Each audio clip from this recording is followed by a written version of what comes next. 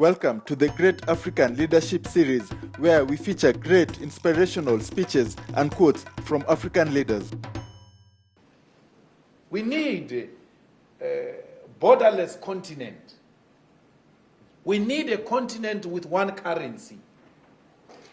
We need a continent with one parliament, which has got teeth and it will bite and hold the executives in countries accountable. And ultimately, we need one African president. We need United States of Africa. We supported and we continue to support those ideals of brother leader Gaddafi. We are following in the footsteps of those leaders. We are not saying they were perfect, some of them, but there are a lot of teachings that come from our leaders in the continent which we can follow because we think they will unite us. This thing was a one thing called Africa. This was one thing. It was divided by colonizers. These borders are artificial borders imposed on us by colonizers. Why do you want to behave like you are owning colonizers' properties? These borders are colonizers' properties, they are not ours. Let us go back to African unity. We want one voice, one Africa. We must stop doing away with African hate, which was instilled in us by the colonizers. When you say, hey, there are too many Zimbabweans here, there are too many Nigerians here, hey, you are doing the work of the devil, which is to divide Africans. Be angry with Nigerians and South Africans for doing crimes, the same, Zimbabweans, the same way you are with South Africans who commit crimes. They must be treated the same. It must not be because it's a Nigerian, it's a more crime.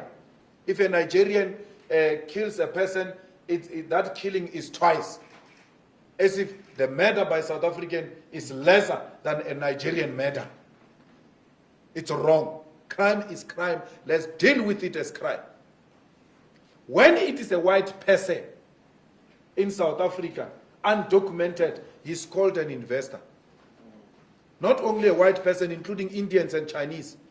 These Guptas didn't have proper papers yet. These Guptas didn't have proper papers. No one dared called them Kwerekweres. No one. But if it was my African brothers, we're going to be called Kwerekweres because they don't have papers. Self-hate.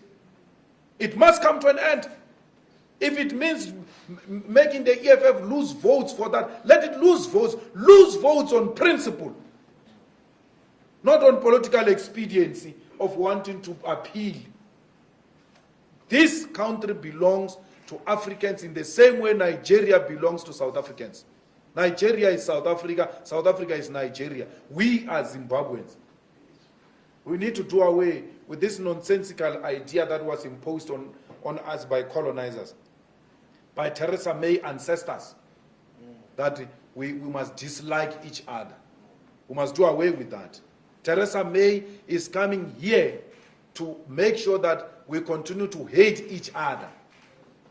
Look at what we are doing now. We are reclaiming our land in South Africa, saying our people must get the land inspired by our brothers in Zimbabwe.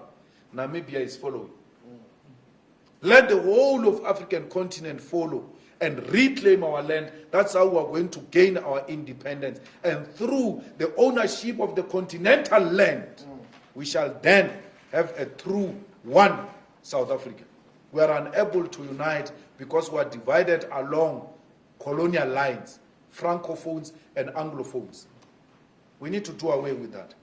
We need to love our African brothers in America when they are being slaughtered, in London when they are being slaughtered. They need to know that we love them here in South Africa. They remain our brothers. Love each other everywhere else where you find one another. Protect each other, Africans, because we are in the receiving end of capitalism. Capitalism inherently, it is racist. That's why it's targeting blacks everywhere else where blacks are found. So we need to do away with that. We need to and Commonwealth It's actually one of the institutions that perpetuate African divisions. We need to strengthen African Union. We need to strengthen African Parliament. We need to strengthen African judicial system. We need to trial tyrants here in Africa.